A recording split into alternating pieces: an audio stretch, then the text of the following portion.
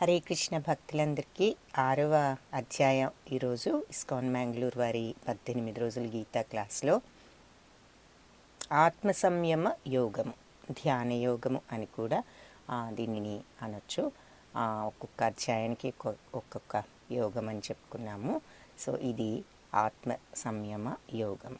ఓం అజ్ఞానతిమిరాంధస్య జ్ఞానాంజనశలాకయా చక్షురున్మిళితం येन తస్మై శ్రీ గురవే నమః. నమః ఓం విష్ణుపాదాయ కృష్ణప్రేష్ఠాయ భూతలే శ్రీమతే భక్తివేదాంత స్వామీతి నామినే. నమస్తే సారస్వతీ దేవి గౌరవాణి ప్రచారిణే నిర్విశేష శూన్యవాది పాశ్చాత్య దేశధారిణి. हे कृष्ण करुणा सिंधो दीनबंधो जगत्पते गोपेश गोपिका कांता राधा कांता नमोस्तुते. तप्त कंचन गौरांगी राधे वृंदावनेश्वरी वृषभानुसुते देवी प्रणमामि हरिप्रिये.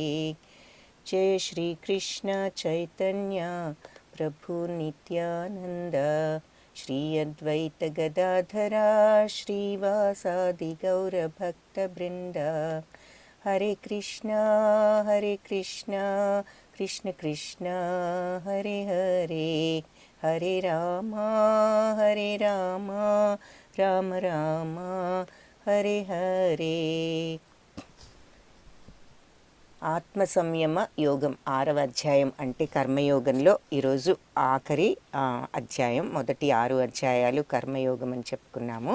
సో ఈరోజు కర్మయోగంలో 6వ అధ్యాయం అయినటువంటి ఆత్మ సంయమ యోగము. భగవానువాచతో ప్రారంభం.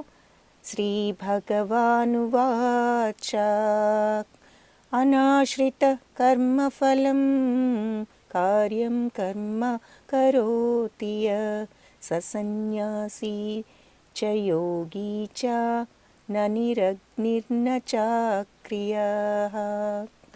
అంటే కర్మఫలాల పట్ల ఆసక్తి లేకుండా కర్తవ్యాన్ని ఆచరించేవాడు సన్యాసాశ్రమంలో ఉన్నవాడు. నిన్న కూడా చూసాం మనం ఈ విషయం. ఎవరైతే పనులు చేసేటప్పుడు ఆ ఫలితాల మీద ఇంట్రెస్ట్ కాకుండా పనులను నా బాధ్యత అనుకుని సక్రమంగా చేసేవాడే నిజమైన సన్యాసి అని నిన్న కూడా చూసాము. సో ఆ విషయమే ఇక్కడ మళ్ళీ మనకు వివరిస్తున్నారు. కర్మఫలాల మీద అనాశ్రిత కర్మఫలం అంటే కర్మఫలాన్ని ఆశ్రయించకుండా, వాటి మీద ఆసక్తి చూపించకుండా, కార్యం కర్మ కరోతియః కార్యాన్ని పనిని చేసేవాడు, ససన్యాసి చ యోగి చ అతడు సన్యాసి, అతడు యోగి, అతడే నిజమైన యోగి. న నిరగ్ని న చ ఆక్రియ. అంతేకాని అగ్నిహోత్ర నిరగ్ని అంటే అగ్నిహోత్రాది కర్మలు మానివేసినంత మాత్రాన కాదు అని చెప్పి చెప్తున్నారు. ఏ పనైనా నచ అక్రియ అంటే పనులు మానివేసినంత మాత్రాన కాదు.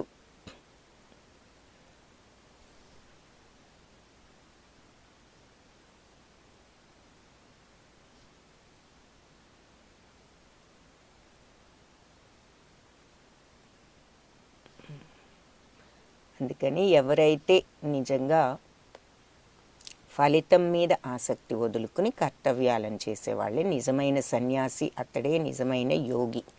అంతేగాని అగ్నిహోత్రాలు మానేసినంత మాత్రాన లేదా అసలు పని మానేసినంత మాత్రాన సన్యాసులు కారు అని చెప్తున్నారు. ఇక్కడ మనస్సు అనేది ఎంత మన మీద ప్రభావం ఉంటుంది, అన్నీ మన మనస్సు ఏ రకంగా చెప్తే ఆ రకంగా చేస్తాం మనం. కాబట్టి ఈ మనస్సు స్వభావం ఏమిటి అన్నది, మనస్సు మానవుడికి శత్రువా మిత్రుడా అన్నది చెప్తున్నారు. మనకు ఇక్కడ చూసాము మొన్న ఈ చిత్రంలో 5 ఇంద్రియాలు కూడా గుర్రాల్లాగా మనల్ని ఎలా ప్రలోభ పెట్టి లాక్కు వెళ్ళిపోతూ ఉంటాయో, అవి చూసిన వైపుకి అవి విన్న వైపుకి అవన్నీ వాటి యొక్క ప్రలోభాలతో మనం ఎలా లాగబడతాము. ఈ మనస్సేమో కళ్ళెం లాంటిది. ఆ గుర్రాలు లాగినప్పుడు వెళ్ళిపోతూ ఉంటుంది. అయితే ఆ కళ్ళాన్ని ఆపే సారథి ఎవరు అంటే బుద్ధి. ఇదేమిటి, అవి లాక్కి వెళ్ళినంత మాత్రాన నువ్వు వెళ్ళిపోతున్నావు అటు కాదు అంటూ కళ్ళాన్ని ఆపి సరి అయిన మార్గంలో పెట్టడానికి ప్రయత్నించే సారథి బుద్ధి. లోపల ఉన్న ఆత్మ సాక్షిభూతం చూస్తూ ఉంటుంది కానీ ఏ విషయంలో కల్పించుకోదు అని మనం ఈ చిత్రాన్ని చూసాము. అయితే మన మనస్సు మనకి ఈ రకంగా ఒక శత్రువులాగా మనకి ఉండొచ్చు, లేదంటే ఒక మిత్రుడిలాగా కూడా ఉండవచ్చు అని చెప్తున్నారు.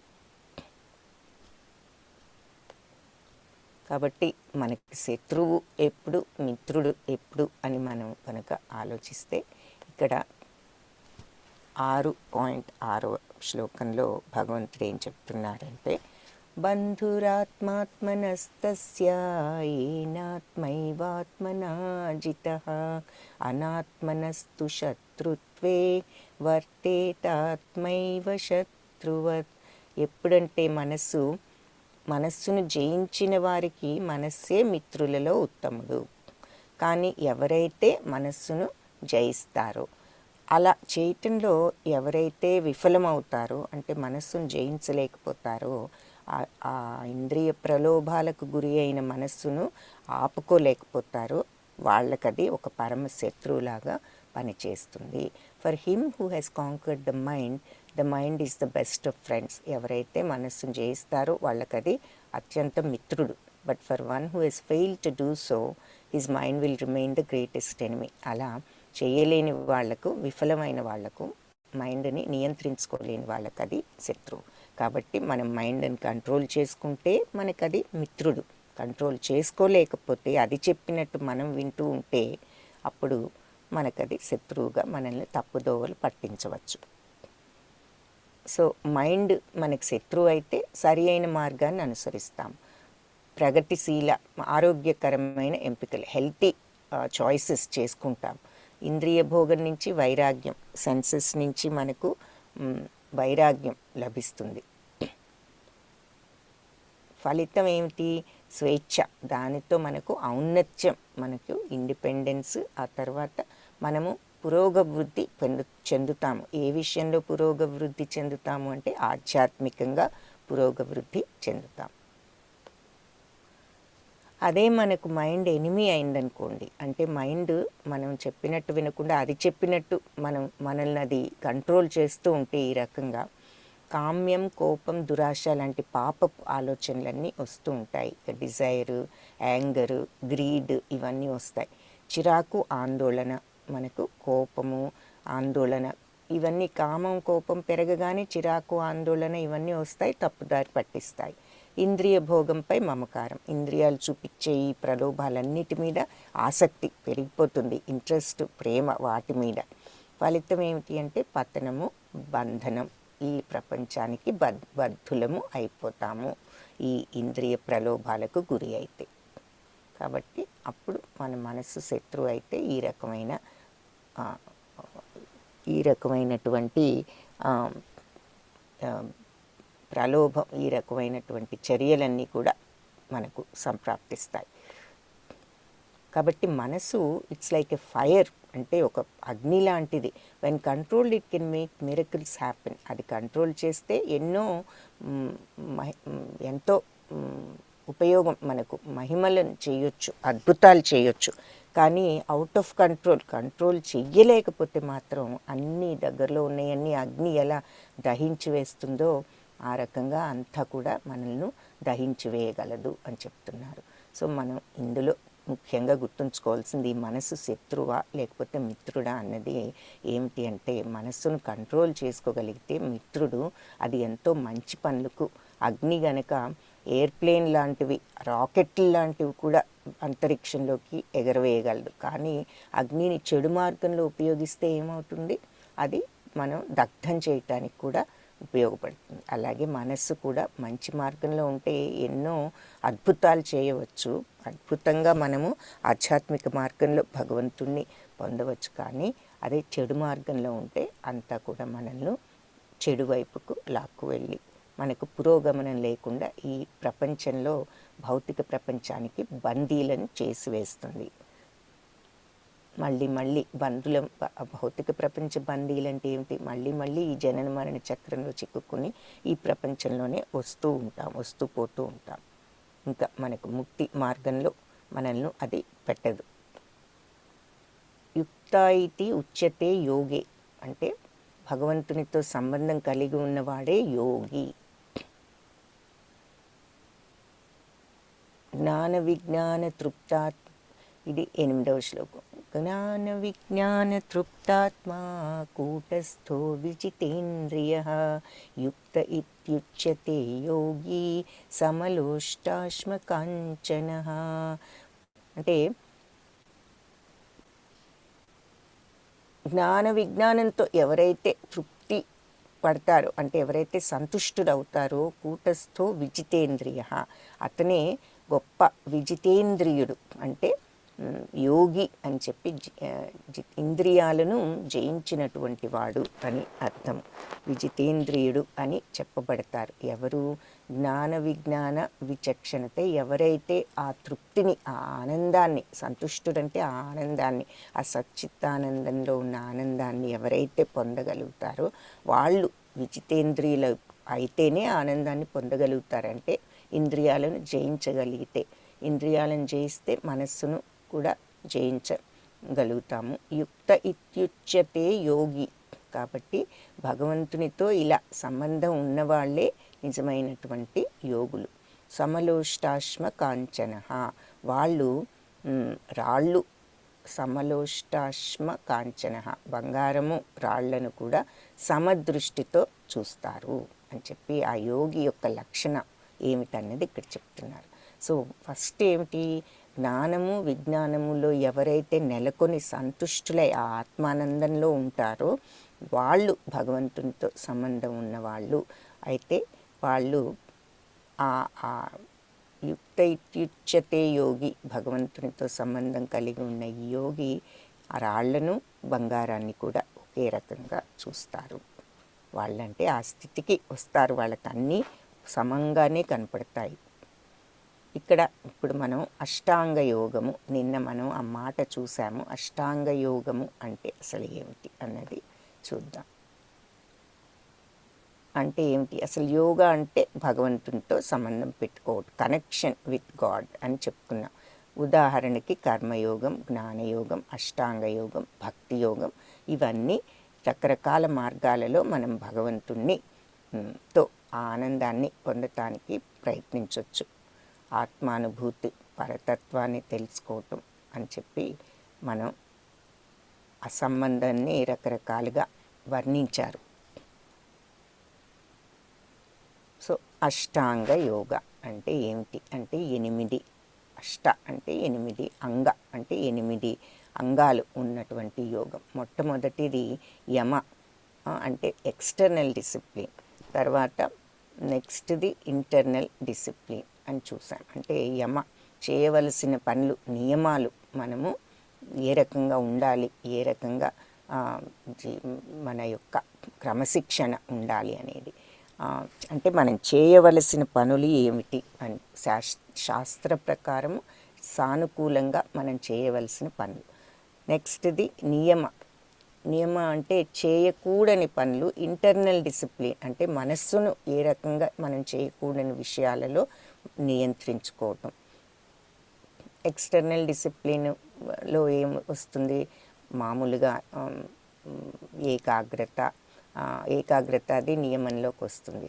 పైకి క్రమశిక్షణతో ఉండటము, సమయానికి సరి అయిన చోట కూర్చోవటము, ఆసనము, ఇవన్నీ తెల్లవారుజామున లేవటము, ఇవన్నీ ఎక్స్టర్నల్ డిసిప్లిన్. నియమం మనస్సును కంట్రోల్లో ఉంచుకుని జాగ్రత్తగా ఫోకస్ చేయటానికి, చేయకూడని పనులు చేయకుండా ఇంద్రియ ప్రలోభానికి కొంతవరకు గురి కాకుండా ప్రయత్నాలు చేయటము. ఇంటర్నల్ డిసిప్లిన్ మనస్సును కూడా చిత్తశుద్ధితో ఉంచుకోగలగడం. పైకి శారీరకంగా మనం అన్ని శుభ్రంగా స్నానం చేసి సరి అయిన ఆసనం చూసుకుని సరి అయిన పద్ధతిలో మర్యాదగా ఉంటూ అందరితో అవన్నీ కనపడే డిసిప్లిన్ ఎక్స్టర్నల్. ఇంటర్నల్ చిత్తశుద్ధితో మనస్సులో కూడా చెడు ఆలోచనలు లేకుండా మనం చేయకూడని విషయాల్లో మనం ఇన్వాల్వ్ అవ్వకుండా ఉండాలి. థర్డ్ది ఆసన అంటే మెడిటేషన్ సీట్, మనం కూర్చునేటటువంటి ఆసనం ఎలా ఉండాలి అన్నది మూడవది చెప్తారు. అంటే మనకు ఈ ఈ చాప్టర్లోనే కొన్ని శ్లోకాల్లో చెప్తారు. ఏది ఎలా కూర్చోవాలి, భూమికి ఎత్తుగా ఏదో ఒకటి జింక చర్మం లాంటిదో ఏదో ఒకటి పరుచుకుని ఒక 1 or 2 inches భూమికి పైన ఉండేటట్లుగా ఏదైనా పరుచుకుని కూర్చుని పద్మాసనంలోనో ఆ భంగిమలో కూర్చోవాలి అని చెప్పి అలా ఆసనం గురించి. తర్వాత ప్రాణాయామం అంటే శ్వాసను ఏ రకంగా నియంత్రించాలి అంటే అనులోమ్ విలోమ్ అని పీల్చటము, ఏ రకంగా గాలి వదలటం, నిశ్వాసాలు ఎలా ఉండాలి అనేది ప్రాణాయామ. తర్వాత ప్రత్యాహార అంటే ఆహారం అనగానే మనం భోజనం అనుకుంటాము. ఇంద్రియాలకు నోటికి భోజనము, కానీ మన మిగిలిన ఇంద్రియాలకు వాటి శక్తులన్నీ ఆహారమే. ఉదాహరణకు కళ్ళు చూస్తూ ఉంటాయి, ఏదైనా మంచి దృశ్యం కనిపిస్తే అది కంటికి ఆహారమే. చెవులకు వినాలనిపించేది ఏదైనా ఉంటే అది చెవులకు ఆహారమే. అలా కాబట్టి ప్రత్యాహార అంటే విత్డ్రావల్ ఆఫ్ సెన్సెస్, అంటే మన యొక్క ఇంద్రియ ప్రలోభాలను అరికట్టుకోవటం. మన చెవులకు ఏదైనా వినిపించగానే మనం ఆ ప్రలోభానికి గురి అయిపోయి వెంటనే అది వినాలని వెళ్ళిపోవటం, కళ్ళకి ఏదైనా కనిపించగానే అదేదో చూద్దామనేసి మనం వెళ్ళిపోవటం. ఇట్లా ఆ ప్రలోభాలకు గురి కాకుండా వాటిని నియంత్రించుకుని మనం కూర్చుని మన యొక్క ధ్యానంలో నిమగ్నమై ఉండటానికి ప్రయత్నించటం. కాబట్టి మన ఇంద్రియాలు ఏదైనా చెప్పినా కళ్ళు మూసుకున్నామనుకోండి, ఏదైనా వినిపిస్తుంటే రేడియోనో టీవీనో అటు వెళ్ళిపోకుండా మనసు దానిని విన్నా కూడా విననట్లుగా ఉండే స్థితికి రాగలగటం. ఉదాహరణకు ధారణ అంటే కాన్సన్ట్రేషన్, అంటే మన మైండ్ని ఫోకస్ చేయటం, ఒక విషయం మీద ధారణ చేయటం. అంటే మనము నిజంగానే భగవంతుడి మీద మనస్సును ధ్యానం మీద లగ్నం చేస్తుంటే పక్క గదిలో టీవీ సౌండ్ వచ్చినా మనకది ఏమాత్రం బుర్రకు ఎక్కదు. అలా కాన్సన్ట్రేట్ చేయగలగాలి. నెక్స్ట్ స్టెప్ ధ్యానం, అంటే మెడిటేటివ్ అబ్జార్ప్షన్. అప్పుడు ధ్యానం అలా కాన్సన్ట్రేషన్ చేస్తే ధ్యానంలోకి వెళ్ళగలుగుతామన్నమాట. ఆ ధ్యానం ఏమిటి అంటే మనం ఆ ధ్యానంలో మనము భగవంతుణ్ణి దర్శించటానికి, అనుభూతి చెందటానికి అవకాశం ఉంటుంది. ఆఖరిగా మనకు సమాధి స్థితి వస్తుంది. ఆ సమాధిలో మనము భగవంతుని ఆలోచనతో మనం ఐక్యం అవ్వటము. అది యూనియన్, ఇంటిగ్రేషన్, కలయిక. సో మన యొక్క మైండ్ భగవంతునితో కనెక్ట్ అయినప్పుడు, భగవంతుని మైండ్తో కనెక్ట్ అయినప్పుడు అది యోగా. భగవంతుడితో కనెక్షన్ అంటే అది అర్థం. అది యూనియన్, అది కలయిక, సమాధి, ఆ స్థితికి వెళ్తాం. కాబట్టి ధ్యానం, భగవంతుడి పైన ధ్యానం చేసినప్పుడు సమాధి, మైమరచుట, పూర్తి శోషణ అంటే భగవంతునిలో మనము ఆ కలయిక, సమాధి స్థితి. అవి అష్టాంగ యోగంలో ఉన్న 8 అంశాలు, 8 అంగాలు అని అంటున్నారు. సో ఈ మెట్లన్నీ మనం పాటిస్తే మనము ఆ స్థితికి వెళ్ళగలుగుతాము. యోగి యుంజీత సతతం ఆత్మానం రహసి స్థితః ఏకాకీయత చిత్తాత్మా నిరాశీరా పరిగ్రహ.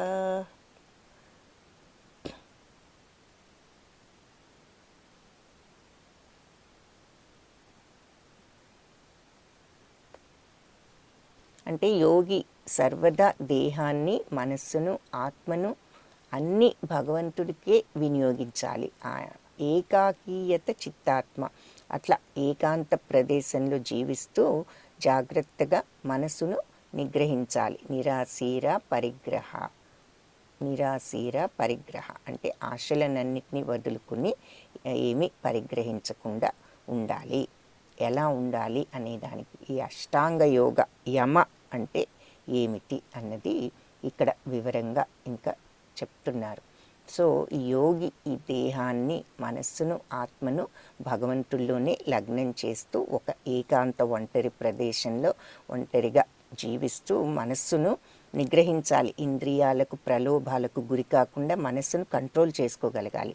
అప్పుడు అదే కాకుండా ఆశలను అంటే కోరికలనన్నిటినీ వదిలి ఏమీ కూడా పరిగ్రహించకుండా అంటే ఏమీ తీసుకోకుండా అంటే ఆహారమే కాదు, ఈ ఇంద్రియాలు చూపించే ప్రలోభాలు ఏది కూడా కళ్ళకు కనిపించినా వదిలేయాలి, చెవులకు వినిపించినా వదిలేయాలి, అలా నోటికి ఏదైనా తినాలనిపించినా అఫ్కోర్స్ అది కూడా వదిలేయాలి, అన్నీ పరిగ్రహించాలి అని చెప్పేసి పరిగ్రహించకుండా ఉండాలి, ఏమీ తీసుకోకుండా ఆశలను వదులుకుని ఉండాలి. ఇదంతా కూడా అష్టాంగ యోగా అంటే ఎలా ఉండాలి అన్నది వివరిస్తున్నారు. సో 4 రకాల యోగాస్ ఉన్నాయి. కర్మయోగము, అష్టాంగ యోగము, భక్తి యోగము, జ్ఞానయోగము అని చెప్పుకున్నాము. కర్మయోగం చూసాము. ఏది మనము కర్మ ఫలితాలను ఆశించకుండా మనం భగవంతుడి కోసం చేస్తున్నాం అనుకుంటూ చేయబట్టే కర్మయోగం అని. అలాగే ఇప్పుడు అష్టాంగ యోగం అంటే ఏమిటి, ఎలా చేయాలన్నది చూస్తున్నాం. అది ఇప్పుడు ఆ అష్టాంగ యోగం చేయాలనుకునే వాళ్ళు ఆత్మను మనస్సును భగవంతుడి కోసం వినియోగిస్తూ ఏకాంత ప్రదేశంలో ఒంటరిగా ఉంటూ జాగ్రత్తగా మనసును నిగ్రహించుకోవాలి. వాళ్ళు ఆశలన్నింటినీ కూడా అంటే ఆశలు వదులుకోవటం అంటే కోరికలు వదిలేసుకుని ఏమి కూడా తీసుకోకుండా ఉండాలి. చెవులతో కానీ నోటితో కానీ కళ్ళతో కానీ అని అర్థం. A transcendentalist should always engage his body, mind and self in relationship with the Supreme. So మనస్సును బుద్ధిని అన్నీ కూడా భగవంతుని మీద లగ్నం చేసి ఒంటరిగా ఉంటూ ఒక ఒంటరి ప్రదేశంలో మనస్సును జాగ్రత్తగా నియంత్రించుకోవాలి. అతను కోరికల నుంచి విముక్తుడై అవి కావాలి ఇవి కావాలని ఏమీ ఆశించకుండా ఉండాలి అని చెప్తున్నారు. యుక్తాహార విహారస్య యుక్తచేష్టస్య కర్మసు యుక్త స్వప్నావబోధస్య యోగో భవతి దుఃఖః.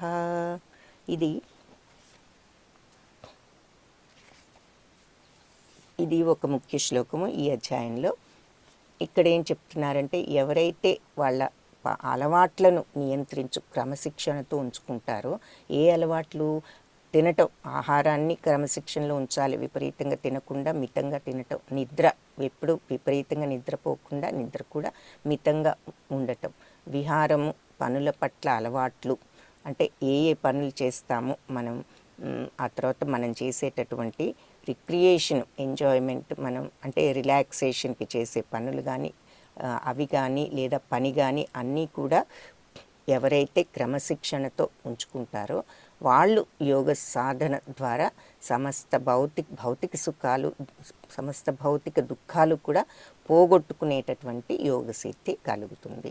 సో ఈ యోగ సాధన చేయటానికి ఏం చేయాలి అంటే ముందుగా ఆహారాన్ని కంట్రోల్ చేసుకోవాలి, నిద్రను కంట్రోల్ చేసుకోవాలి, అన్నీ మితంగా చేయాలి. అతి నిద్ర ఉండకూడదు, అతిగా ఆహారం తీసుకోకూడదు. తర్వాత అతిగా విహారము అంటే ఎప్పుడు కూడా ఈ విహారము, వీటిల్లో ఈ ఎంజాయ్మెంట్ పనులు, ఆ తర్వాత ఇవన్నీ కూడా అతిగా పనులు కూడా టూ మచ్గా చేసుకోవటం, ఇవన్నీ కొంతవరకు క్రమశిక్షణతో మనం కంట్రోల్ చేసుకోవాలి అని చెప్తూ, అలాంటి వాళ్ళు యోగ సాధన ద్వారా సమస్త భౌతిక దుఃఖాలను కూడా పోగొట్టుకునే అలాంటి యోగ సిద్ధి వాళ్లకు కలుగుతుంది. He who is regulated in his habits of eating, sleeping, recreation and work అంటే తినటము, నిద్రపోవటము, తర్వాత రిక్రియేషన్ అంటే విహారం చేయటం కానీ, ఆ తర్వాత పనులు, ఇవన్నీ కూడా ఎంతవరకు చేయాలో అంతవరకు చేయగలిగిన ఈ భౌతిక ప్రపంచ దుఃఖాలన్నిటి నుంచి వాళ్ళు బయటపడగలిగే యోగ సిద్ధి వాళ్లకు సిద్ధిస్తుంది అని చెప్తున్నారు. ఇవి అష్టాంగ యోగంలో ఉన్న 8 మెట్లు చూసాం. యమ చేయవలసిన పనులు, బయటికి కనిపించే బాహ్య క్రమశిక్షణ, నియమం చేయకూడనివి అంతఃక్రమశిక్షణ, ఆసనం సరిగ్గా కూర్చునే భంగిమ, ఎలా కూర్చోవాలి ఏమిటి, శరీరాన్ని కంట్రోల్ చేయటం అన్నమాట. ఎలా పడితే అలా కూర్చోకుండా శరీరాన్ని ఒక పొజిషన్లో ఉండాలి అని మనం డిసిప్లిన్తో కూర్చోబెట్టడం ఒక ఆసనంలో, ఒక పోజ్లో. ప్రాణాయామం, శ్వాస అంటే ఇక్కడ బ్రెత్ని కంట్రోల్ చేస్తున్నాం, ఒక్కొక్క స్టేజ్లో ఒక్కొక్క దాన్ని కంట్రోల్ చేస్తున్నాం అన్నమాట. యమంలో మనము నియమాలు అంటే ఇవన్నీ ఇంద్రియ కంట్రోల్కి ఉపయోగపడతాయి. నియమంలో చేయకూడనివి ఆసనం శరీరాన్ని కంట్రోల్, ప్రాణాయామం మన బ్రెత్ని కంట్రోల్ చేయటం, ప్రత్యాహారం ఇక్కడ ఇంద్రియాలను మనం కంట్రోల్ చేసుకోవటం, వాటి యొక్క ప్రలోభానికి గురి కాకుండా ఉండటం, ధారణ, మనస్సును నియంత్రించటం. ఈ కంట్రోల్ ఫోకస్ ఎలా వస్తుంది అంటే ఇంద్రియాలు చూపించే ప్రలోభానికి మైండ్ ఊగిసలాడకుండా దానిని కంట్రోల్ చేసుకోవటం.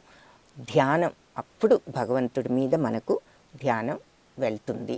ఎప్పుడైతే మనం మనస్సును ఇంద్రియాలను కంట్రోల్ చేసుకోగలమో మనం ఫోకస్ చేయగలుగుతాం. అప్పుడు ఫోకస్ వస్తే భగవంతుడి మీద మనకు దృష్టి, ధ్యానం వెళ్తుంది. సమాధి, అప్పుడు మనకు ఆ భగవంతుడిని కనెక్ట్ అయినటువంటి ఆనందం కలుగుతుంది, భగవంతుడితో కనెక్షన్ ఏర్పడుతుంది. సమాధిలో పరిపూర్ణత ఏమిటి అని మనం కనుక అడిగినట్లయితే, ప్రశాంతమనసం హీనం యోగినం సుఖముత్తమం ఉపైతి శాంతిరజసం బ్రహ్మభూతం అకల్మషం. సో ఈ సమాధి స్థితిలో ఎలా ఉంటుంది ఈ పరిపూర్ణత అని ఎవరికైనా డౌట్ వస్తే, అసలు ఆ స్థితి ఎలా ఉంటుంది అంటే, ఎలా ఉంటుంది అంటే, ప్రశాంతమైన మనస్సు కలవాడు, కామక్రోధాది ఉద్రేకాలకు అతీతుడు, అతని కోరిక ఉండదు, కోపము ఉండదు, పాపరహితుడు, పాపాలు ఏమి కూడా చేసే స్థితి ఉండదు, బ్రహ్మస్వరూపుడు అయిన యోగి. అవన్నీ ఉంటే ఇంకా బ్రహ్మస్వరూపులే అయిన యోగి పురుషుడికి పరమ సుఖం లభిస్తుంది. కాబట్టి ఎవరి మనసైతే, the yogi whose mind is fixed on me, ఎవరి మనసైతే నా మీద, భగవంతుడు చెప్తున్నారు, నా మీద నిమగ్నమై ఉంటుందో, attains the highest perfection of transcendental happiness. వాళ్ళు ఈ దివ్యానందాల్లో అత్యంత ఉత్తమమైన స్థాయికి వెళ్ళిపోతారు. ఎవరి మనసు అయితే నా మీద ఆ రకంగా నిమగ్నమై ఉంటుందో, ఈ దివ్యానందంలో అత్యంత ఉత్తమమైన స్థాయికి వాళ్ళు వెళ్ళిపోతారు. ఆ ఆనందంలో he is beyond the mode of passion. వాళ్ళకి కోరికలనే ఉండవు. He realizes his qualitative identity with the supreme. ఆయన భగవంతుడి అంశ అయిన మనము ఆ భగవంతుని అంశను మనము గుర్తించగలుగుతాం. ఆ భగవత్ తత్వాన్ని మనం అప్పుడు గుర్తించగలుగుతాం. ఓహో, ఇది భగవత్ తత్వం అన్న ఆనందం. And thus he is freed from all reactions to past deeds. ఆ రకంగా ఇంతకు ముందు చేసిన కర్మల యొక్క ఫలితాలన్నిటి నుంచి కూడా అతను విముక్తి పొందుతాడు అని. మోక్షము ఎందుకు పొందుతారు, ఎలా పొందుతారు అనుకుంటాము. ఎప్పుడైతే మనస్సును భగవంతుడి మీద మనం అలా నిమగ్నం చేసి ఉన్నప్పుడు ఆ దివ్యమైన అత్యున్నతమైన దివ్యానందం మనకు లభిస్తుంది. అప్పుడు ఈ కోరికలన్నీ కూడా దాటుకుని మనము ఈ కోరికల స్థితినంతా కూడా దాటుకుని భగవంతునితో మన యొక్క సంబంధం ఏమిటి అన్నది తెలుసుకోగలుగుతాం. ఆ భగవత్ తత్వాన్ని మనం అర్థం చేసుకోగలుగుతాం. అంటే మన ఆత్మ భగవంతుడి అంశే కాబట్టి మనం అప్పుడు ఆ ఆత్మలో ఉన్న భగవత్ తత్వాన్ని చూడగలుగుతాం, అర్థం చేసుకోగలుగుతాం. దాంతో మన ఇదివరకు పూర్వం ఉన్నటువంటి కర్మబంధాలన్నిటినీ గురించి కూడా విముక్తి పొందుతాము. ఎప్పుడు అంటే ఏ యోగి మనసైతే భగవంతుడి మీద అలా నిశ్చయంగా వెళ్ళి నిమగ్నమై ఉండగలుగుతుందో వాళ్ళు ఈ రకమైన దివ్యానందంలో ఉండి విముక్తిని పొందగలుగుతారు అని చెప్తున్నారు. అది సమాధి స్థితిలో ఉన్నటువంటి పరిపూర్ణత. ఇది అన్నీ కూడా అష్టాంగ యోగ చేయాలి అంటే మనం చూసాము, ఈ 8 అంశాలు ఉండాలి అని చెప్పేసి. ఈ 8 స్థితులు ఉంటే ఫైనల్గా ఆ సమాధి స్థితి పొందగలుగుతాము. ఆసనము, ఇక్కడ ఆసనం చూపిస్తున్నారు, ఎలా కూర్చోవాలో, ఆ తర్వాత ఇవన్నీ కూడా ధారణ.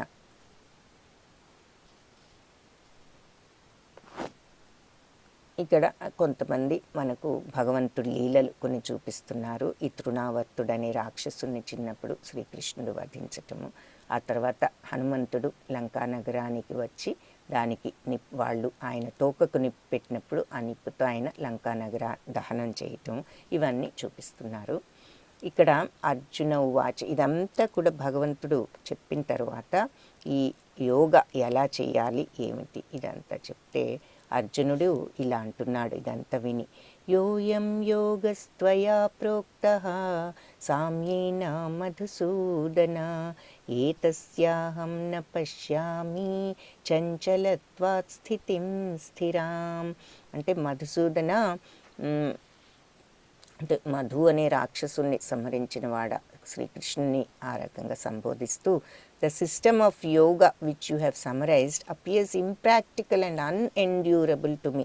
నువ్వు చెప్పినటువంటి ఇప్పుడు ఈ యోగము చాలా ఆచరింపశక్యం కానిది, అసాధ్యమైనదిగా నాకు అనిపిస్తోంది. ఎందుకు? For the mind is restless and unsteady. ఎందుకంటే మనసు నిలకడ లేనిది కాదు కాబట్టి అని చెప్పేసి అర్జునుడు అంటున్నాడు. నువ్వు చెప్పావు ఇప్పుడు ఈ యోగం బాగానే ఉంది, కానీ ఇది ఆచరించడానికి చాలా కష్టంగా ఉంది, ఆ తర్వాత అసలు అసాధ్యమేమో ఆచరించడం అనిపిస్తోంది. ఎందుకు అంటే మన మనస్సును నియంత్రించాలి అంటున్నారు. ఈ మనస్సును ఎప్పుడూ కూడా ఈ మనస్సు చంచలంగా ఉంటుంది, ఈ రెస్ట్లెస్గాను, అంటే చంచలంగా స్థిమితం లేకుండా ఉంటుంది. చంచలత్వాత్ స్థితిం స్థిరా. కాబట్టి దాని స్థితి ఏమిటి? అస్థిరం. అసలు అది స్థిరంగా ఒక చోట ఉండదు మనస్సు. మరి దీన్ని ఏ రకంగా మరి నియంత్రించటం అనేది కష్టంగా ఉంది. నువ్వు చెప్పిన యోగం మనస్సు నియంత్రించాలి అంటున్నావు, ఇది ఆచరించడం చాలా కష్టంగా ఉందని అర్జునుడు అంటాడు.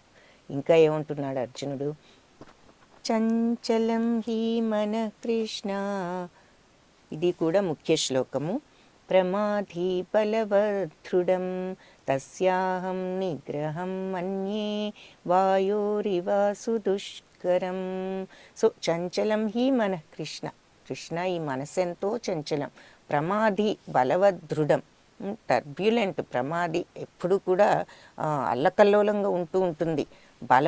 చాలా బలమైనది మనస్సు, దృఢమైనది. దీనిని పట్టి ఆపటం చాలా కష్టము, చాలా గట్టిది, దృఢమైనది. చంచలము, ఎప్పుడు కూడా టర్బ్యులెంట్గా ఉంటూ ఉంటుంది ఈ మనస్సు. తస్యాహం నిగ్రహం మన్యే. కాబట్టి దీనిని నిగ్రహించుకోవటం నాకు ఏమనిపిస్తోంది అంటే వాయోరివ సుదుష్కరం. అంటే గాలిని, వాయువునైనా నిగ్రహించవచ్చు, కానీ దీనిని మనస్సును నిగ్రహించటం ఇంకా కష్టం, సుదుష్కరం, కష్టమని అనిపిస్తోంది. వాయువును నియంత్రించటం కంటే కూడా కష్టం అనిపిస్తోంది అని చెప్తున్నాడు. So the mind is restless, turbulent, obstinate and very strong. ఈ మైండ్ చంచలము, దృఢమైనది, ఎప్పుడూ అల్లకల్లోలమైనది, బలమైనది.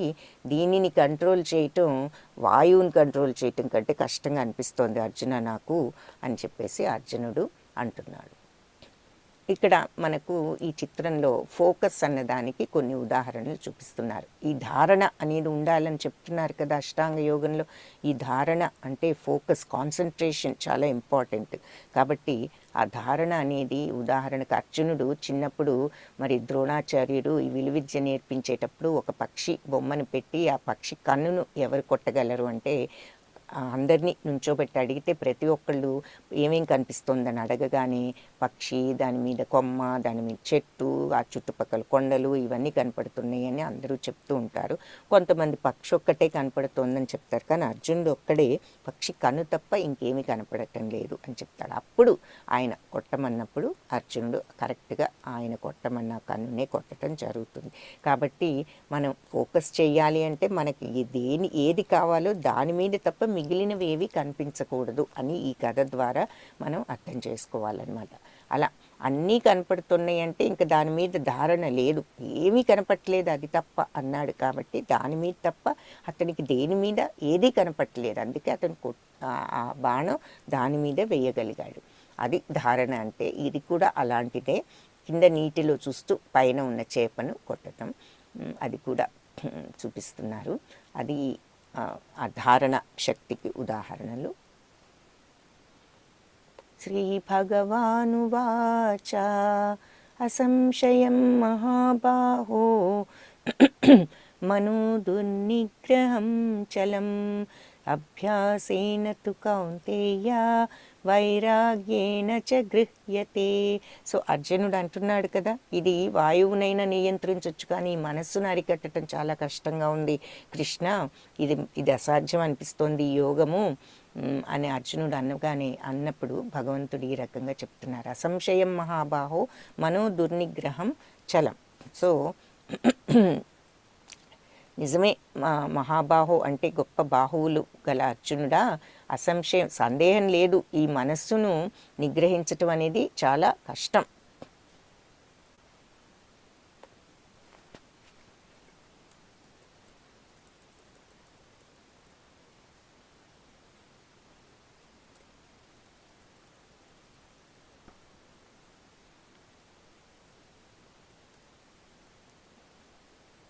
చంచలం అంటే చంచలమైనది. సో ఏం చెయ్యాలి? నిజమే, నువ్వు అన్నట్లు ఈ మనస్సును నిగ్రహించటం అనేది అంత తేలిక కాదు, కష్టమే. కానీ అభ్యాసేనతు కౌంతేయ, ప్రాక్టీస్ చేయాలి. కౌంతేయ కుంతిపుత్ర, అభ్యాసం చేయాలి. వైరాగ్యేనచ గృహ్యతే, నీకప్పుడు వైరాగ్యం రావాలి అంటే నువ్వు ప్రాక్టీస్ ద్వారా ఈ వైరాగ్యాన్ని నువ్వు తెచ్చుకోవచ్చు. నువ్వు దానిని నిగ్రహించవచ్చు. మనస్సును నిగ్రహించటం నువ్వు అన్నట్లు అసంశయం నిజంగానే చాలా కష్టం. కానీ ఆ ప్రాక్టీస్తో, అభ్యాసంతో నువ్వు దానిని, ఆ వైరాగ్యంతో నువ్వు దానిని నిగ్రహించవచ్చు. తగిన సాధన వైరాగ్యముల ద్వారా దానిని నిగ్రహించవచ్చు అని చెప్తున్నారు. So undoubtedly very difficult to curb the restless mind. ఈ చంచలమైన మనస్సు నిజమే చాలా నిస్సందేహంగా కష్టమే దానిని నియంత్రించటం. కానీ ఎలా చేయగలవు అంటే సూటబుల్ ప్రాక్టీస్తోనూ డిటాచ్మెంట్తోనూ. డిటాచ్మెంట్ అంటే వైరాగ్యం, ప్రాక్టీస్ అంటే సాధన, అభ్యాసం. సో వాటితో నువ్వు కంట్రోల్ చేయవచ్చు అని చెప్పి చెప్తున్నారు ఇక్కడ. గురువు శిష్యుడికి బోధించటం అది కూడా మన అభ్యాసంలో ఒక మెట్టేను అని ఇక్కడ ఉదాహరణగా చూపిస్తున్నారు. సో గురువు అనేవాడి యొక్క సహాయంతో మనం అభ్యాసం చేయవచ్చు అని. ఇదంతా ఈ యోగం గురించి చెప్పిన తర్వాత కొంతమంది ఈ యోగ సాధనలో కొంత దూరం వెళ్ళిన తర్వాత విఫలం అవుతూ ఉంటారు, చివరిదాకా వెళ్ళలేకపోతూ ఉంటారు. అలా విఫలమైన యోగి యొక్క గమ్యం ఏమిటి అన్నది ఇక్కడ చెప్తున్నారు. రాకెట్ కనుక పైదాకా వెళ్లకుండా ఒక్కొక్కసారి ఫెయిల్ అవ్వచ్చు అన్నట్లుగా ఉదాహరణకి ఈ బొమ్మను చూపిస్తున్నారు. అలాగే యోగులు కూడా ఒక్కొక్కసారి ఆ యోగా ప్రయత్నంలో ఆ సమాధి స్థితి దాకా వెళ్ళలేకపోవచ్చు. వాళ్ళు మధ్యలో ఎక్కడన్నా వాళ్ళు ఆగిపోవచ్చు. అలాంటి వాళ్ళు పరిస్థితి ఏమిటి అని అర్జునుడు అడుగుతాడు. అర్జున ఉవాచ అయతి శ్రద్ధయోపేతో యోగచలిత మానసః అప్రాప్య యోగ సంసిద్ధిం కాం గతి కృష్ణ గచ్చతి. ఈ మార్గంలో శ్రద్ధయోపేతో అయతి యోగాచలిత మానసః, శ్రద్ధగా ప్రయత్నించి ప్రారంభించారు ఈ మార్గంలో. కానీ ఈ చంచలమైన మనస్సు కారణంగా అప్రాప్య యోగ సంసిద్ధం, వీళ్ళకు ఈ యోగం పూర్తిగా ప్రాప్తం అవ్వలేదు. వాళ్ళు యోగంలో పూర్తిగా ప్రాప్తం పొందలేకపోయారు. కాబట్టి వాళ్ళ గతి ఏమిటి కృష్ణ అని చెప్పి అడుగుతున్నాడు. What is the destination of the unsuccessful transcendentalist అంటే who in the beginning takes to the process of self-realization with faith. ఈ యోగంలో ఈ గమ్యం చేరలేనటువంటి విఫలమైన ఈ యోగులు పాపం మొదట్లో వాళ్ళు శ్రద్ధగానే ఈ ఆత్మానుభూతిని పొందాలి అంటూ ఎంతో శ్రద్ధతో వాళ్ళు ప్రయత్నించారు. కానీ తర్వాత ఈ మళ్ళీ భౌతిక ప్రపంచపు ఈ ప్రలోభాలలో చిక్కుకుపోయి విజయవంతం కాలేకపోయారు మధ్యలో. కాబట్టి అలాంటి వాళ్ళు ఇలా విఫలమయ్యారు కదా, వీళ్ళ యొక్క పరిస్థితి ఏమిటి అని చెప్పి అర్జునుడు అడుగుతున్నాడు. ఈ మార్గంలో శ్రద్ధతో ప్రయాణం ప్రారంభించి కూడా చంచలమైన మనసు కారణంతో తగినంతగా వాళ్ళు పరిశ్రమించక, అంటే తగినంతగా కృషి చేయక యోగ లక్ష్యంలోని అంతిమ విజయాన్ని ఈ జన్మలోనే సాధించలేకపోయిన యోగి యొక్క గతి ఏమిటి అని అర్జునుడు అడుగుతాడు. సో అప్పుడు భగవంతుడు ఈ జన్మలో యోగంలో ఫలితం సాధించలేకపోయిన వాళ్ళు పుణ్యలోకాలకు వెళ్తారు. అక్కడ చాలా కాలం గడిపిన తర్వాత ఏం జరుగుతుందంటే వాళ్ళు మళ్ళీ భూలోకంలో ధర్మపరాయణుల ఇంట్లో కానీ సంపన్నుల కుటుంబంలో కానీ జన్మిస్తారు. అలా కాకుండా ఎంతో కాలం యోగాభ్యాసం చేసిన తర్వాత వైరాగ్యం బాగానే వృద్ధి అయిన తర్వాత కనుక వాళ్ళు విఫలమైతే చివర్లో అప్పుడు దివ్యజ్ఞాన సంపన్నుల కుటుంబంలో జన్మిస్తారు. ఆ దివ్యజ్ఞాన సంపన్నుల కుటుంబంలో జన్మించినప్పుడు ఆ జన్మలో వాళ్ళు ఆ యోగ పరిపూర్ణతను సాధిస్తారు అని చెప్పి చెప్తున్నారు. సో కొంతకాలం అయిన తర్వాత విఫలమైన వాళ్ళు ధర్మపరాయణుల ఇంట్లో సంపన్నుల ఇంట్లో అలా జన్మిస్తారు. ఎంతో కాలం అభ్యాసం చేసి చివరిలో విఫలమైన వాళ్ళు దివ్యజ్ఞాన సంపన్నుల కుటుంబంలో జన్మిస్తారు అని భగవంతుడు సమాధానం చెప్పారు. ఇక్కడ ఉత్తమమైన యోగి అంటే ఎవరు అన్నది 46, 47వ శ్లోకాల్లో మనకు ఆ విషయాన్ని కూడా వివరిస్తున్నారు. ఏమని? తపస్విభ్యోధికో యోగి జ్ఞానిభ్యోపి మతోధికః కర్మిభ్యశ్చాధికో యోగి తస్మాద్ యోగి భవార్జున. అంటే తపస్సు చేసే వాళ్ళకంటే కూడా, జ్ఞానాన్ని అభ్యసించిన శాస్త్రజ్ఞానం తెలిసిన వాళ్ళకంటే కూడా ధ్యానయోగి గొప్పవాడు. కాబట్టి నువ్వు ధ్యాన యోగాన్ని చెయ్యి. Yogi is greater than the ascetic, అంటే తపస్సు చేసే వాళ్ళకన్నా గ్రేటర్ దాన్ ది ఎంపిరిసిస్ట్, అంటే శాస్త్రజ్ఞానం తెలిసిన వాళ్ళకన్నా కర్మిభ్యాశ్చితో కర్మయోగి కంటే కూడా వీళ్ళు ఎక్కువ ఫలితాన్ని పొందేవాళ్ళు. కాబట్టి నువ్వు యోగిగా ఉండు అని చెప్తున్నారు. అంటే ఇక్కడ అర్థం ఏమిటి అంటే,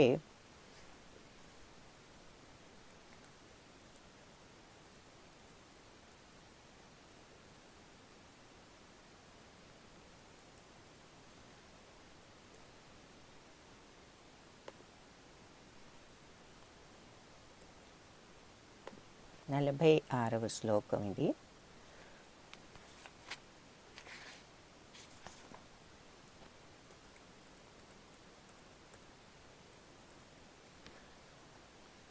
అంటే యోగి అయిన వాడు తపస్వి కంటే, జ్ఞాని కంటే, కామ్యకర్మ రతుని కన్నా కూడా అధికుడైన వాడు.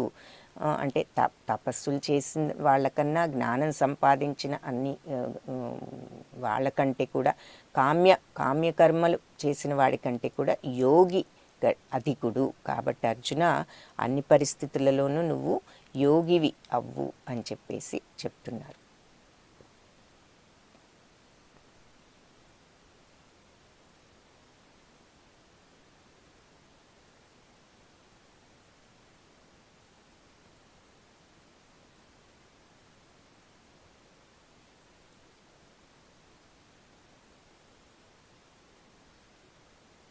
అంటే ఇక్కడ అర్థం ఏమిటి అంటే, జ్ఞానంతో ఎక్కువగా ఉన్నట్లయితే జ్ఞానయోగం అవుతాము.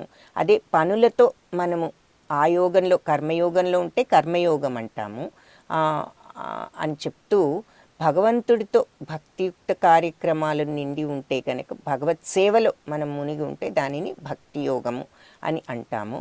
కాబట్టి నువ్వు ఈ 3 రకాల యోగాలు ఉన్నాయి అని చెప్తూ,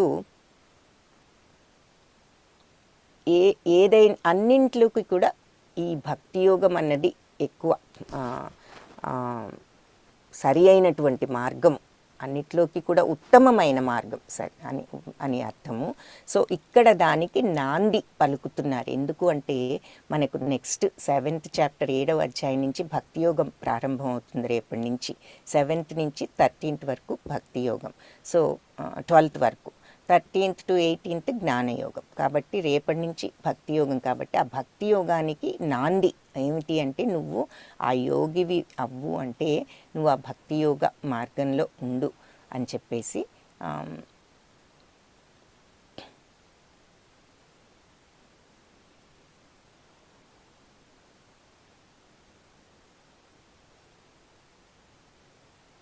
అంటే ముందు మనం భక్తి యోగాన్ని చూస్తాం. ఇక్కడ కాబట్టి నువ్వు యోగివి అవ్వు అంటే మనము అష్టాంగ యోగము అని అనుకుంటాము. కానీ భగవంతుడి మీద ఆ ధ్యాన ధారణ నిజంగా ఎవరికి ఉంటాయి అంటే, అది భక్తిలో ఉన్న వాళ్ళకే అది ఉంటుంది. కాబట్టి నిజమైన అర్థము భక్తి యోగంలో ఉండమనే అని ఇక్కడ మనకు చెప్తున్నారు. దాని యొక్క అంతరార్థం ఏమిటి అంటే, భక్తి యోగంలో భగవంతుణ్ణి ధ్యానం చేస్తూ ఉండటం. యోగినామపి సర్వేషాం మద్గతేన్ అంతరాత్మనా శ్రద్ధావాన్ భజతే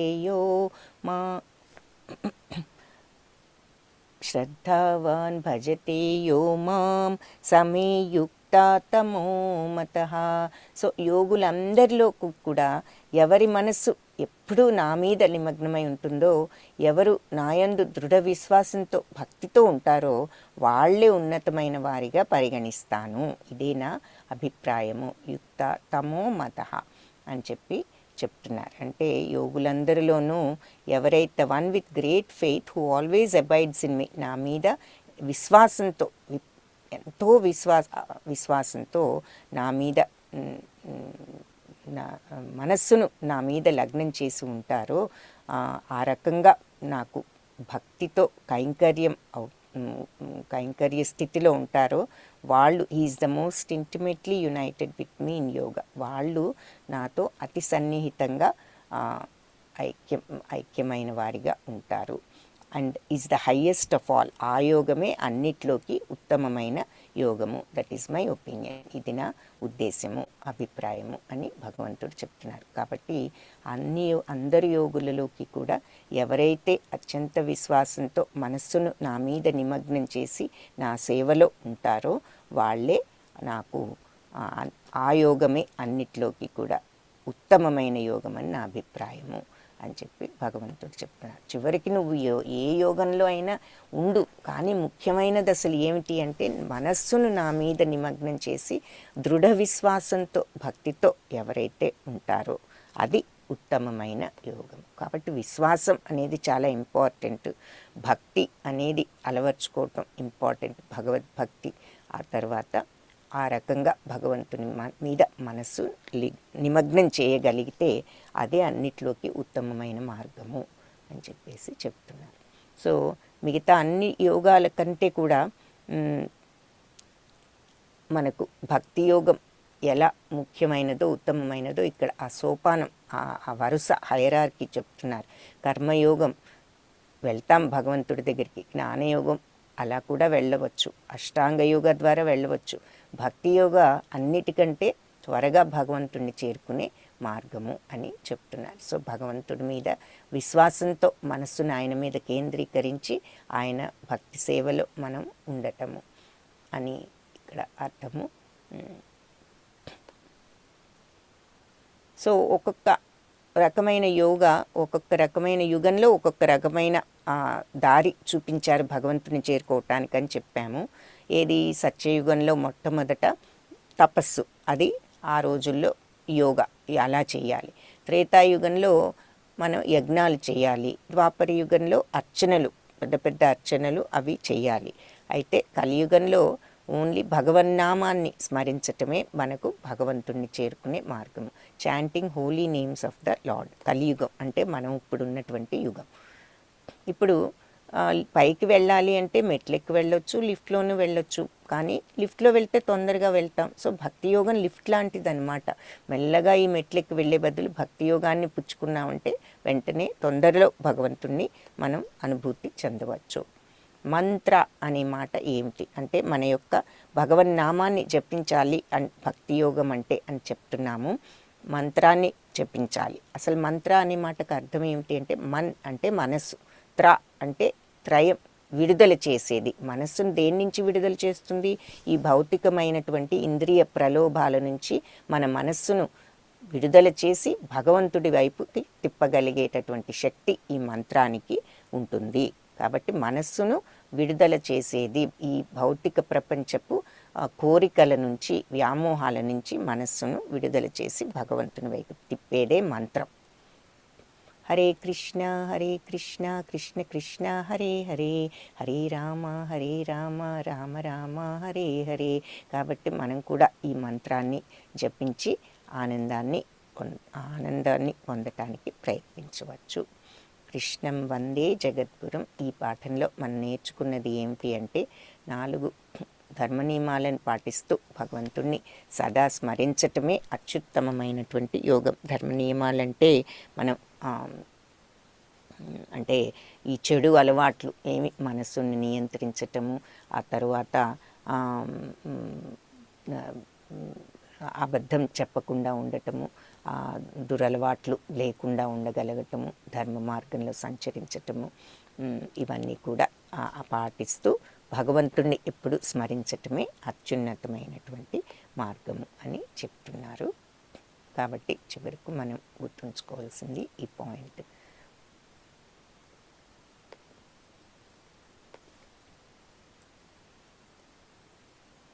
వాంఛాకల్పతరుభ్యశ్చ కృపా సింధుభ్య ఏవ చ పతితానాం పావనే